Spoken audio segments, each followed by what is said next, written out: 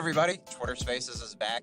Crazy night of football throughout the Bay Area. We're starting to get everybody into it right now. Just waiting. Noah Gloss and Greg will be stopping by. He was at Leland. We had Matthew Fair. He was at that crazy Pittsburgh Folsom game. I was at Heritage against Vintage. We'll get to that in a minute.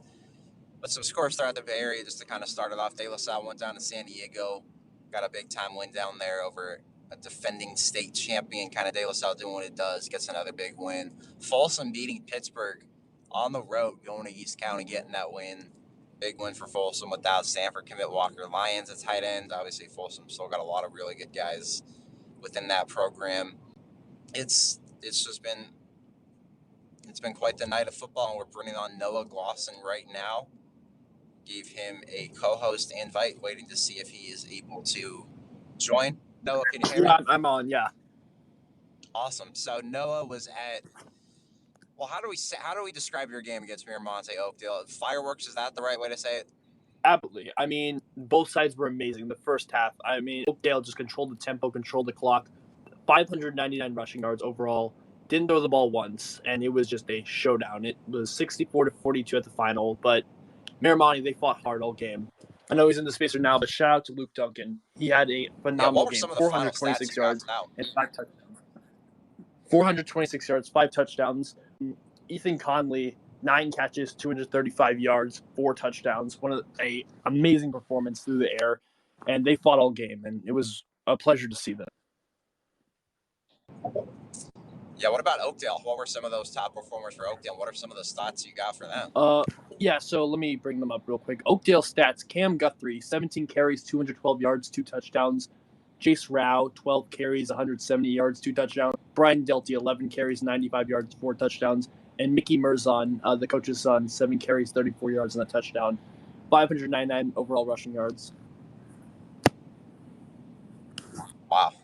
That sounds almost like old school Big 12 football, that kind of scoring that amount of yards when you have those Baylor, Texas Tech, Baylor, West Virginia, all those Mike Leach offenses, Dana Holgerson. That sounds like you were at one of those classic Big 12 football games in high school football. Yeah, it was amazing. The way they did that wing tee was really phenomenal. They're a very tricky matchup. They're like Aptos with the way they run that wing tee, double wing offense. And they proved tonight. They dominated the run game, and it looks like they got more comfortable eventually with the pass. They managed to slow down Miramonte, holding them just 6 points in the second, but they fought hard, and they deserve to win that game, especially with all that talent they've got up there. And speaking of which, there was another big game, Pittsburgh and Folsom. Ethan Castle was there. He would love to speak. Ethan, you connecting now?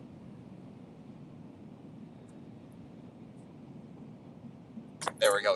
Yeah, hey guys, just leaving Pittsburgh right now. Really fun ball game. Folsom takes it 23-15 behind 4 interceptions, a blocked punt, and a blocked field goal. They ran back 75 yards for a touchdown. The amount of talent on the field on display is just insane. But what really blew me away in this game was the Folsom defense, because they walk in, and it's not like they're these 6'8", 300-pound defensive linemen. They're larger than your average high school kid, but not by a ton. But they do enough fundamentally, and they just get into the backfield every play. When Jaden Rashada had time in the pocket, he dropped dimes, but he had very few plays where he had a lot of time in the pocket. They got to him quickly, pretty much every play all night, and that was the biggest reason they won this game.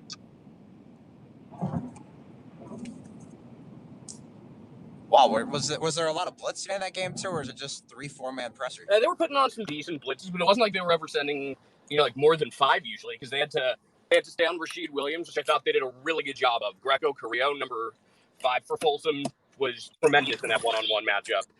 Williams still had a couple of huge catches. Like, every catch he makes is a highlight reel play, but they limited him to, I think, like maybe 4 catches all night. Yeah, that's big. I mean, especially with all that talent Pitt's got, not just Rasheed Williams, Zach Card, Keenan Higgins, Kai Taylor, all those guys. So it's a really tough and tricky matchup, especially when you're playing against a tough team that goes to the air a lot like Pittsburgh. But it seems like Folsom did a good job on defense and special teams all night. Big night for the BVAL altogether, though. Pitt, even though they came up short, represented themselves well. Freedom puts the hurt on Menlo. Looks like Heritage smoked Vintage. Yeah, let's get into that. I was at that game, the game of the week. you just go around Heritage and everything feels different, right? The crowd's buzzing, the school's buzzing. I felt like that whole entire side of Brentwood was at the game tonight for homecoming, but they just put a looking on Vintage 41-0. Here's the biggest story too. Devin Rivers, Fresno State commit. They're 4 games into this season. He is 9 yards shy of 1,000 rushing yards for the season. He put up 271 tonight, 200 plus every game. He's got 991 rushing yards. We're just 4 games into this fall season. That is the crazy part. But his offensive line, too, was absolutely phenomenal. All 5 of those guys up front. They were getting 8, 9, 10, 10 yards a carry. They averaged actually 10.1 yards per carry as a team. Dominated up front. Heritage is dominating teams left and right. They've dominated Dublin. They've dominated Granada. They've dominated Whitney from Rockland. Now Vintage, all strong programs. They're 4-0. Their best starts since 2017. The defense was big. Ryan Simmons had 3 tackles for loss. Jace Weatherby had a tackle for loss. Jeremiah Young recovered a blocked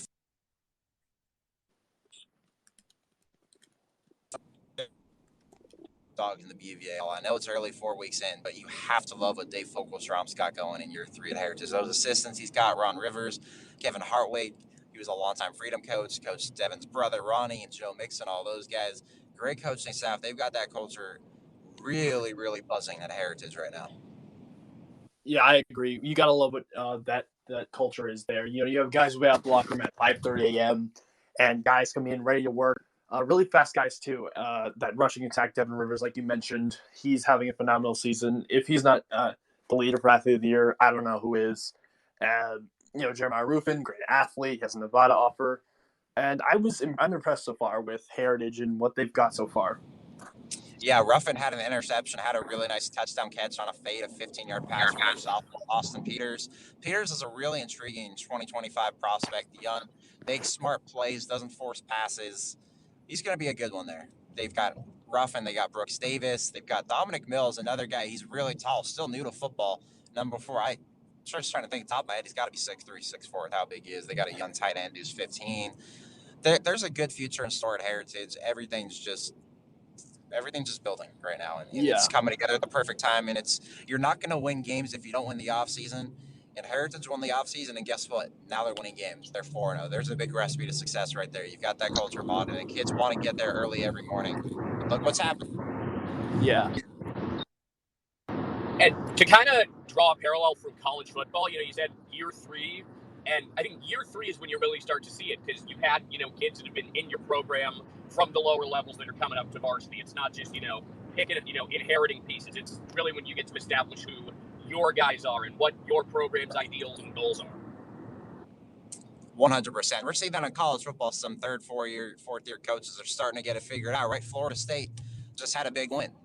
Look at what's happened there. They beat LSU in a crazy win. They beat Louisville in a really big time win for them. You're seeing that's when it gets built. One thing Heritage has done really well too is they're getting people to want to join the football program. They're recruiting these baseball guys, basketball guys on campus and being like, hey, you're a great athlete. Come out for football. We could use you. You just got Fogelstrom's on campus trying to get all these different kids. He's marketing their football program in the right way, and you're seeing those results on the field. Absolutely, he's doing a fantastic job out there.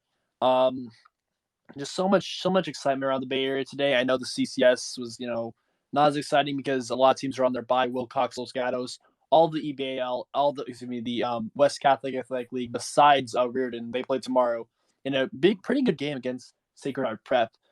Ethan, I know you're going to be at that game. What are your keys to that game?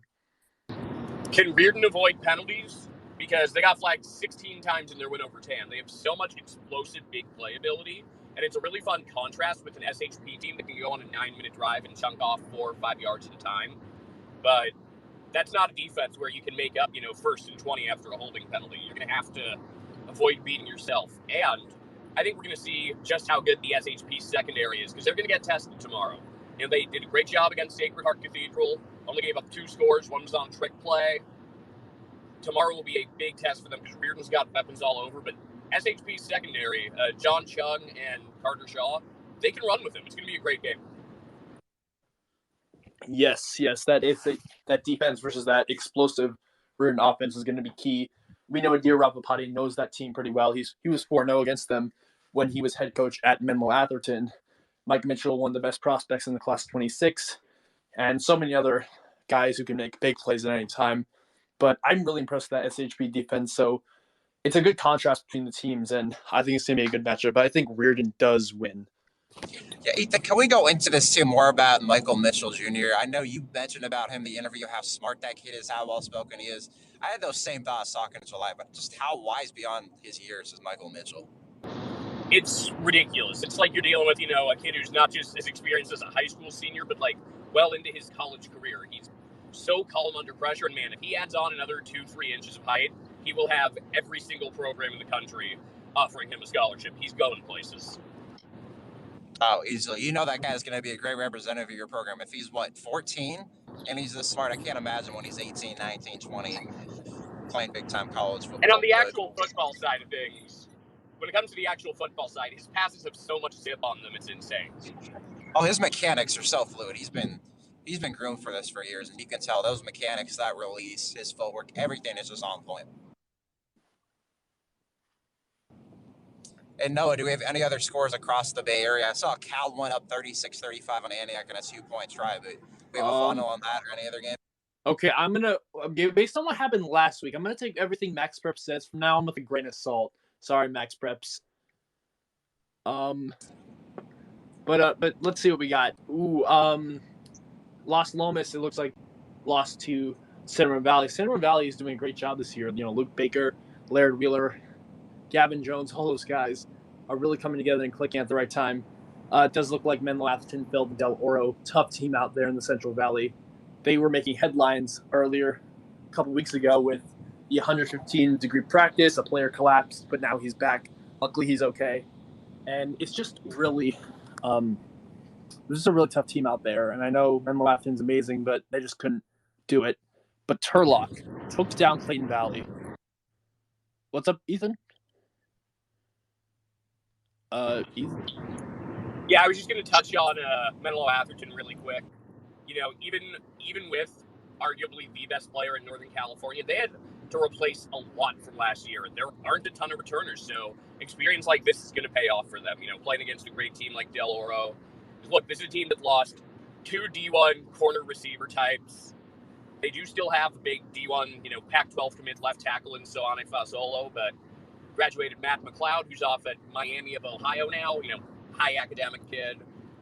They had a lot to replace, and for them to just run the table and go 10-0 would have been tough. This is, playing against a team like this will only make them better. Scheduling cupcakes won't do that for you, and they have a darn good schedule so far.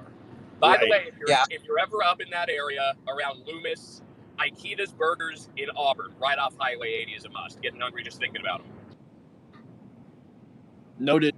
But yeah, and it does look like a 5-star doesn't really, like, a 5-star will give you a lot, but it's not going to make up a whole team, right? And the way Menlo Atherton has come together, I think, is a really good story. But I think Ethan touched it perfectly.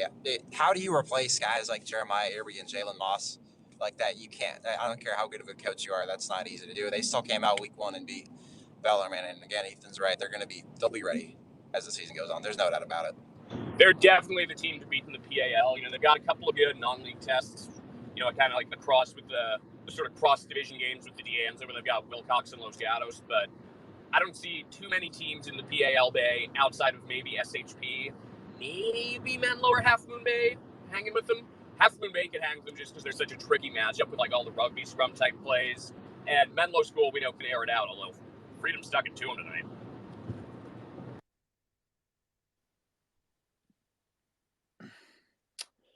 Yeah, like all those guys, it's really just, I'm still driving. Could one of you check Twitter, whoever isn't driving, and see the Cal Antioch score? I know Cal High was tweeting the score throughout, so maybe we have a final on that. I'm just really interested in that. Let's take a look at it. Antioch football. No, it's not it. Hold on. Antioch Cal. Let's see what we got.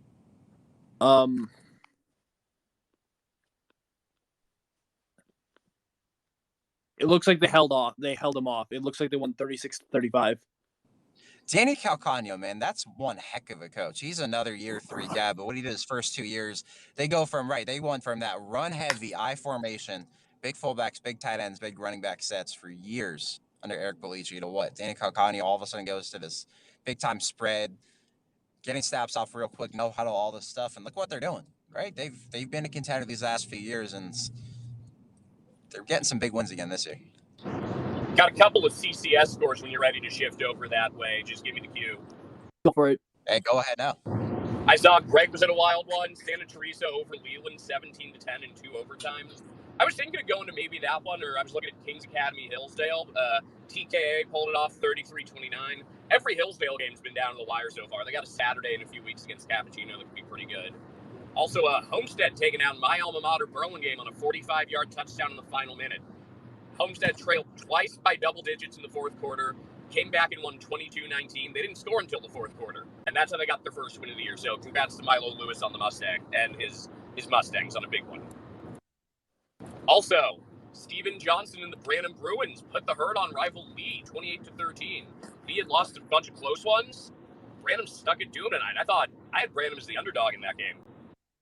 Branham's got some really good leadership this year, too. William Augenstein's really taken another level in that game. Dual threat quarterback. Mateo Poso, I think everybody knows, is just a freak, and he's really elevated his game. So he's a D1 kid. You've got Elias Ancione. He's a good running back. But Branham's got a really strong roster this year under Steven Johnson. He was proven to win as a head coach, too.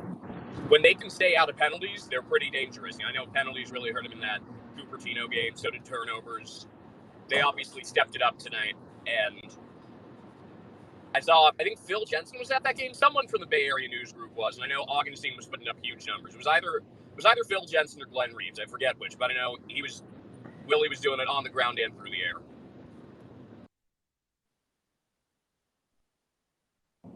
Looks like we've also got Gus Morris. Gus, if you want to unmute your mic, I know you were at Montgomery, Casa Grande, really highly touted matchup in Sonoma County. If you want to kind of give your breakdown, a recap of that game and what happened there.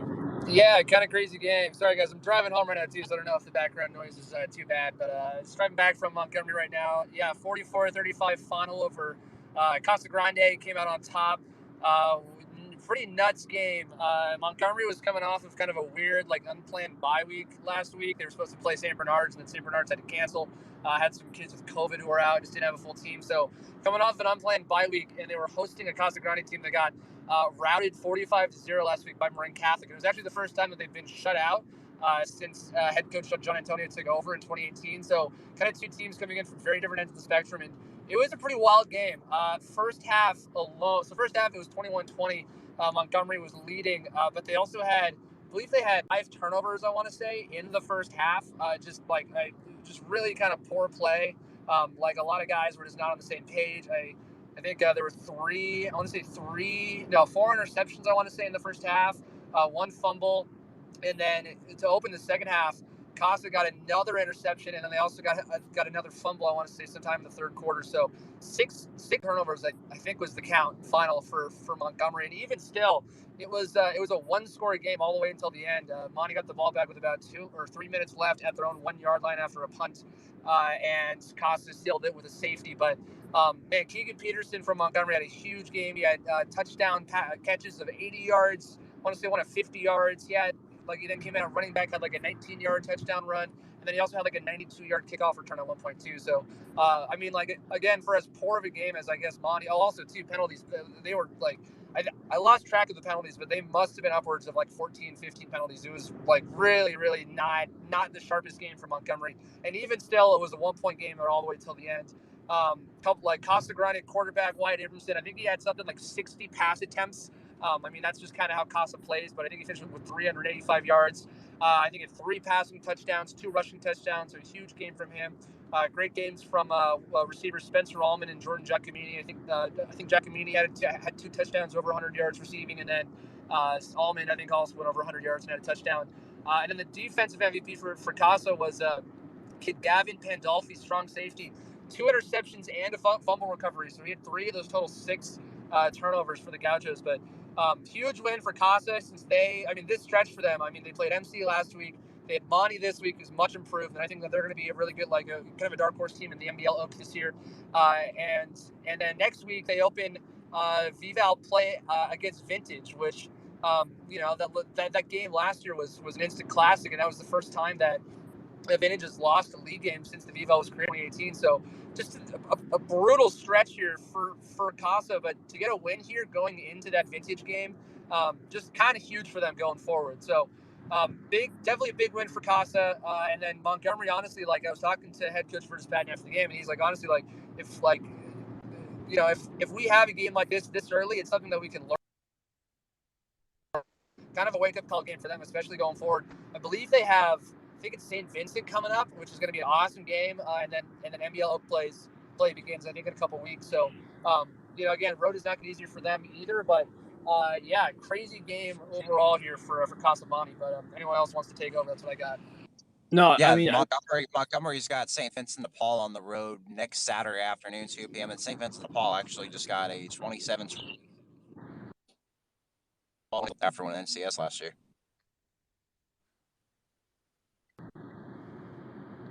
Oh, I think you're breaking up a little bit there, Chris. But yeah, no, I saw St. Vincent got a big win over Oakland Tech. I'm still driving, so I don't have all the scores yet here, but I saw Windsor beat Lincoln. I saw by quite a bit. I don't know the Cardinal Newman De Anza score yet.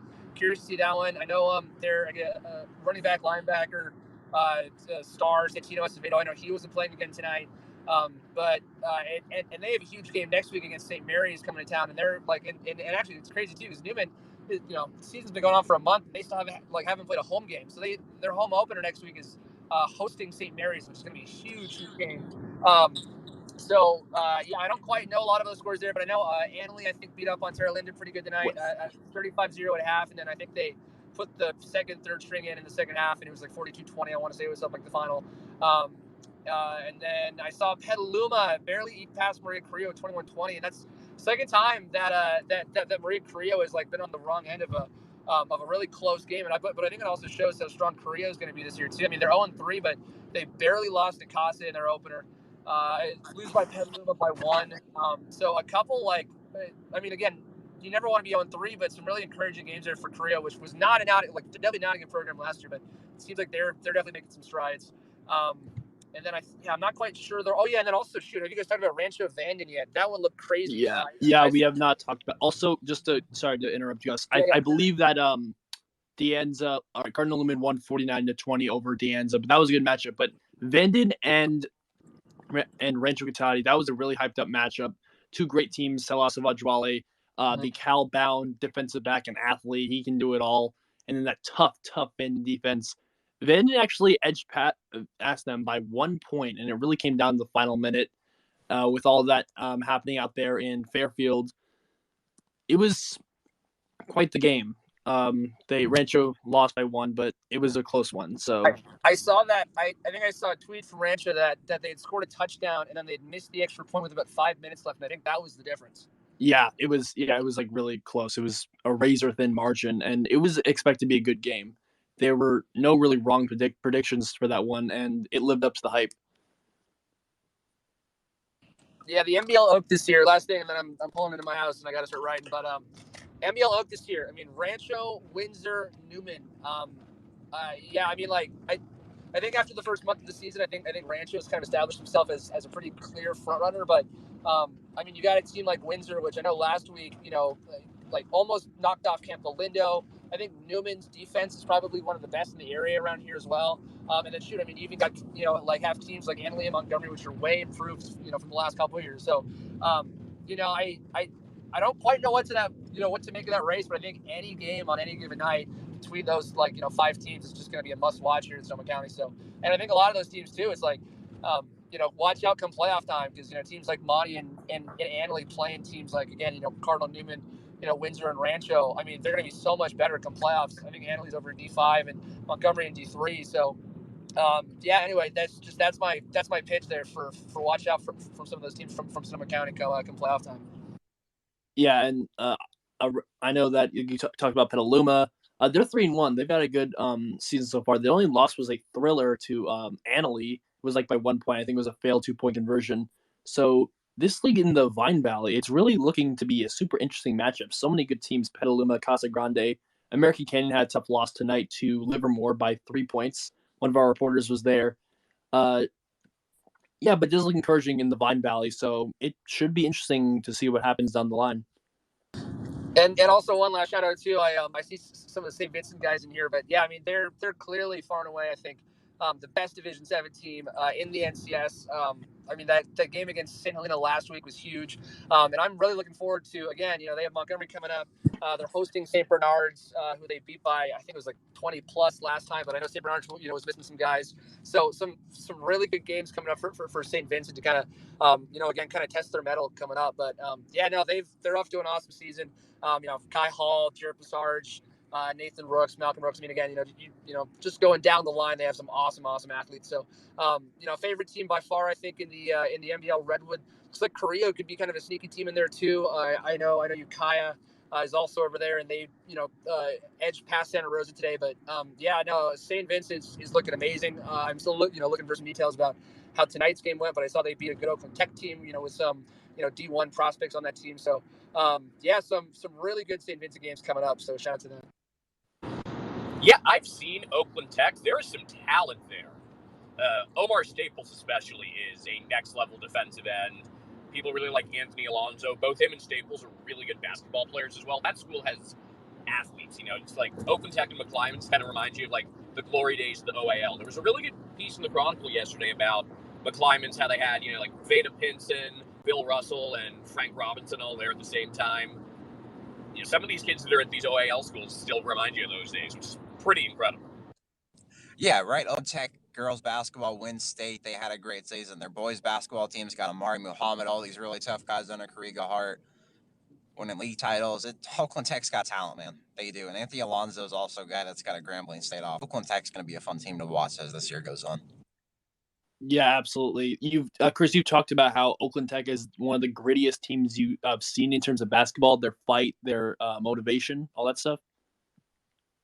Oh, easily, 100%. That I saw them multiple times. They were down and they just fought their way back to get these really tough wins. Lockdown defense, just kids with like heart of gold, to be honest with you, that just don't give up. And that's the Oakland Tech way, man. That's why Oakland Tech sports are at such a high level right now.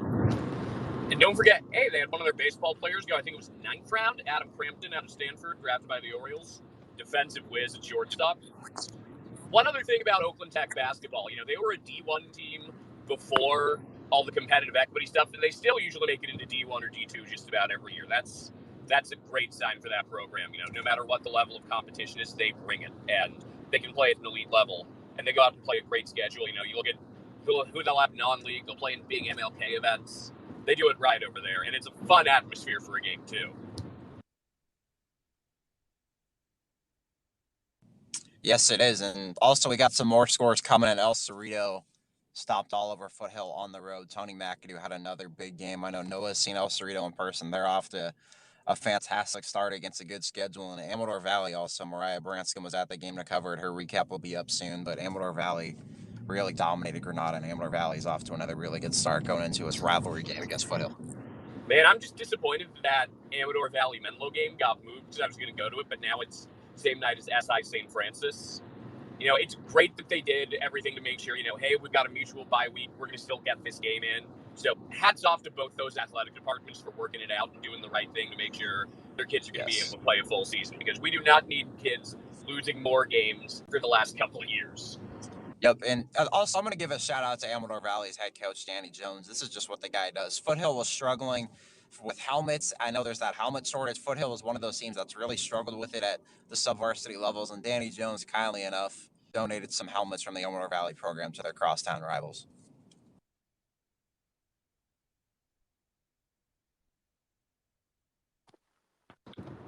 While we got a moment, I want to mention a couple other CCS scores. It was a pretty thin night over there. There were some of those scheduled crossover games in the PCAL down south, most of which were blowouts, but Monterey nearly beat Hollister on the road. Hollister scored a couple times late and won 17-16, but Monterey's getting right in their first year under their new coach, Alex. I believe it's pronounced Basaw, might be Besaw. I'm not certain on how it's pronounced, but I'm certain he's doing a great job with the program that's had no shortage of athletes, and now they're finally putting it together. I think Monterey will be a Gavilan team again very soon. Watch out for that program. That school always has athletes. Yeah, and I think you mentioned the 831 area code, 805. Salinas, it looks like they also had a really big win. They had a convincing win over Seaside. I think Zaya Hunter had an amazing game. They're 4-0, 56-19 to be exact. So I believe they go to Hollister next week. That might be the game of the year in that Gavilan division. Palma's still solid, don't get me wrong. Aptos is really good, but I think Salinas matches up really nicely with Aptos. I think matchup-wise, Hollister might be the toughest team for Salinas. Last year was a 3-point game, although there was also Salinas coming off of a COVID shutdown and 1 day of practice. But nonetheless, that's going to be a good one, especially at Hollister. They get great crowds there. They have some of the best tri-tip around. So if you're willing to put on a few miles next Friday, that's a game to keep an eye on, even though it's also going to be a WCAL opening night. Yeah, that WCAL opening night's fun. We got, I think, is it Sacred Heart Cathedral plays Midi next week as well in San Francisco. Yep. You got, what else, I believe?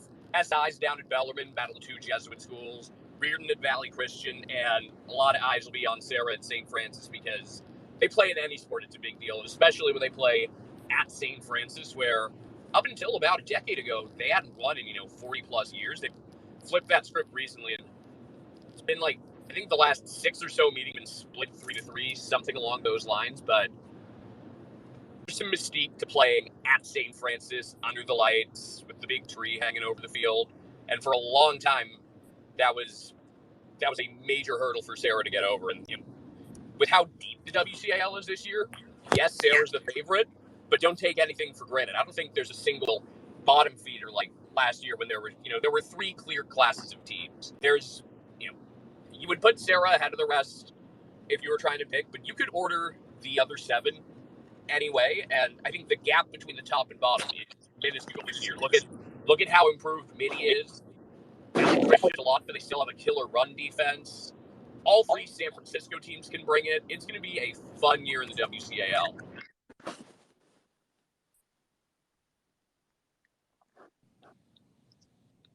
Yeah, you mentioned that perfectly. Midi was the bottom of that league last year, a 1-win team, and look what's happened out there now. There really is. There is no bottom. You're right. There's no bottom of the WCL, and there's going to be teams beating up on each other this year. Sure, you might win that league. You might come in second, but there's not going to be a whole lot of discrepancy and disparities with league records this year in the WCAL. When you have the 8 WCAL teams and then, the 4 powers between, Wilcox, Los Gatos, MA, and Salinas, there are going to be some real good teams that aren't even in the CCS D1 field. I believe it's still a rule that you got to finish top 6 in your league to make it. So a couple of WCAL teams won't even get to the playoffs. And then there are going to be some good teams that slip down into Division 2 and could go on a nice run like Wilcox did last year.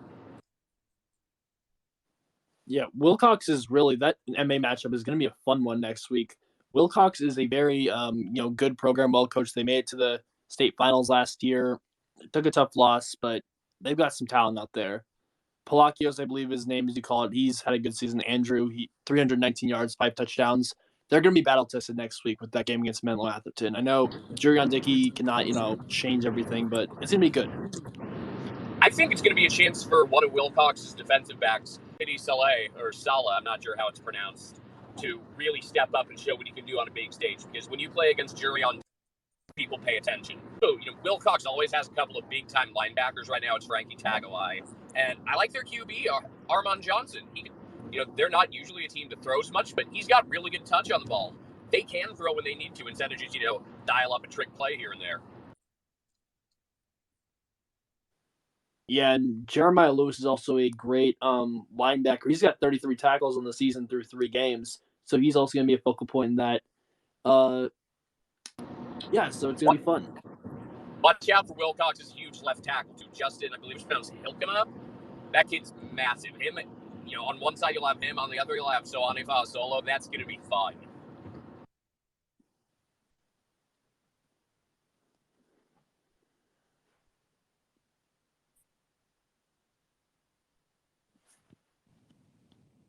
What's that kid's size listed at? Do you know off the top of your head how big that offensive lineman is at Wilcox? I've heard he's big. Not, but he's big. I remember there was a kid at Milpitas a few years back that was enormous, but didn't have anywhere near the substance to his game that this kid does. This kid can block, run game, pass game, you name it. That's a high-level Division I player who you're going to be seeing for a long time. Wait, what's his name again? Justin Hilkema, Hilkema. He's a junior. He's listed at 6'7", 300 pounds. My Wow. goodness.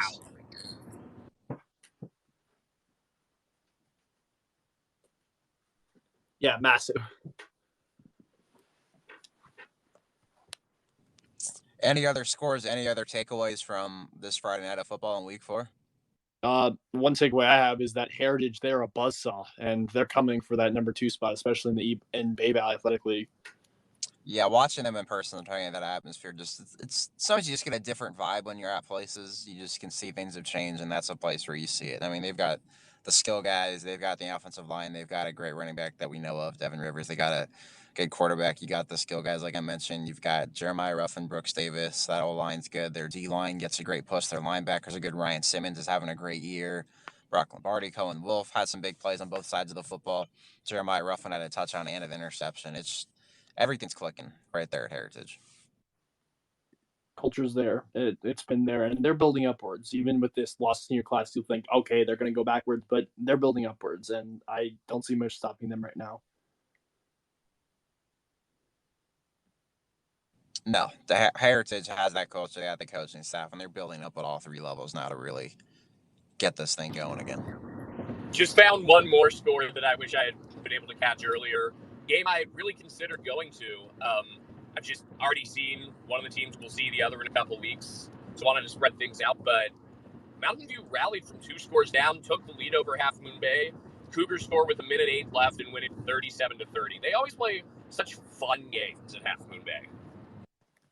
That's a fun trip to make out there. I know it's tough to get to Half Moon Bay for a lot of people, but that's always a fun atmosphere covering games at Half Moon Bay, no matter what sport it is. Get yourself a cheesesteak at Jersey Joe's or some tacos at Tres Amigos anytime you go out there. Half Moon Bay Brewing Company's a good spot too. Okay, I'm about to write all those down. Yeah, it looks like Max Prep's got the score wrong again. It said 56-0. Oh man. So Yeah. Man, that there's a big difference there. Some of those are, someone throws up a JV score or someone's just trolling. Always there was an expression I was taught recently that it was like originally credited to Ronald Reagan: trust but verify. That's actually pretty useful here. Yep. It's definitely useful in journalism too, isn't it? It is. We've all made that mistake of believing what we saw online without double checking. I did that last week. Yep, we all have. No, not just you, but everybody. Yeah. Yep.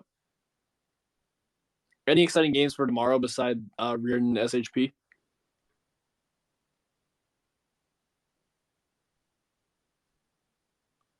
I'll take a look real quick. I don't think there's a ton else.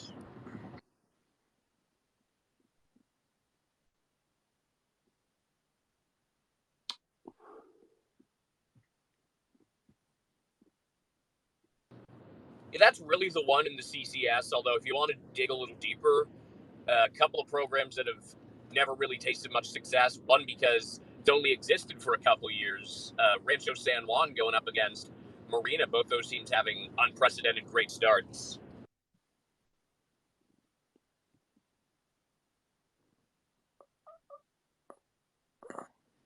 Also, there's the game that was moved, Acalanes and Redwood. Due to the ref shortage, we talked about that on the West Coast Refs podcast yesterday.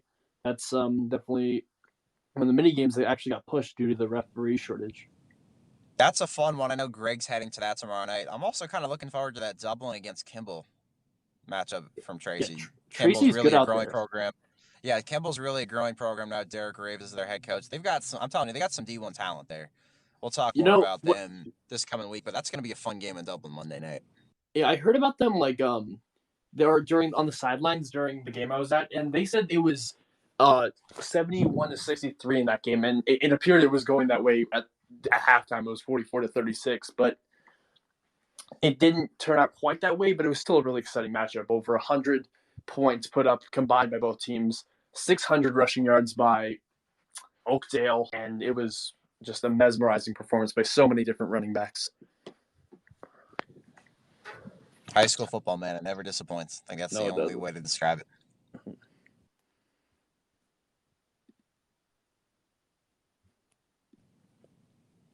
Any other takeaways or score, guys, or are we ready to wrap this up for another great Friday Twitter space we got here?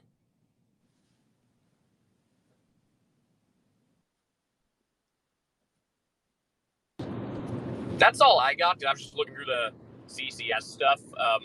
Haven't gotten the score from a couple yet, so if anyone's got those scores that are missing, post them, whether it's on Max Preps or Scorebook Live. But scores are coming in faster and faster these days, so thanks to everybody who has been doing their part on that.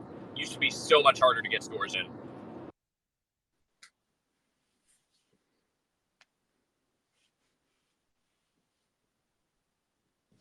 Yep, that's technology, man. Nowadays, everybody's got it. You got Twitter. It's just everything's better. You got more assistants are able to upload scores, parents. But we've got a fun 4 weeks of high school football in the books in the Bay Area, guys. Check out all the content and the coverage from everybody that showed up on here. You can follow Ethan on Twitter, Noah, myself. You can follow West Coast Preps, all of us. We'll have more games tomorrow. There's some good ones tomorrow. You've got Sacred Heart Prep against Archbishop Reardon. You got Marin Catholic against James Logan. So there's definitely some fun Saturday football games. But everybody, take care. Thanks to everybody for stopping by again, and have a great rest of your weekend, guys.